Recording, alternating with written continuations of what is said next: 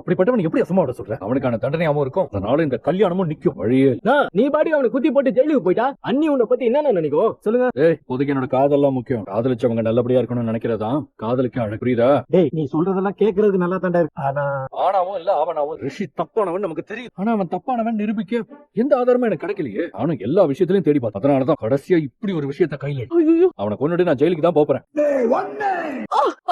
பரமா பரமா பரமா நெஞ்சு வலிக்குது. பரமா ஐயோ மா!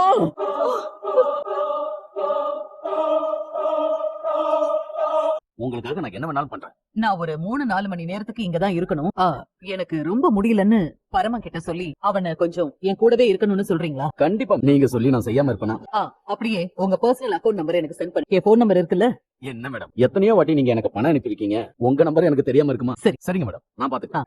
டாக்டர், அம்மாக்கு இப்ப எப்படி இருக்கு? பயப்படுற மாதிரி ஒண்ணு இல்ல. ஆனா அவங்களுக்கு ஒரு இன்ஜெக்ஷன் போட்டு அவங்க நார்மல் ஆகுறதுக்கு 3 or 4 hours ஆகும். அதனால எங்கேயும் போகாம இங்கேயே இருந்து அவங்கள கவனமா பாத்து. புரியுதா? என்ன டாக்டர் சொல்றீங்க? அவங்கள கவனமா பாத்து நான் ஒரு ஆபரேஷன் அட்டெண்ட் பண்ண முடிச்சிட்டு வந்து பாத்து.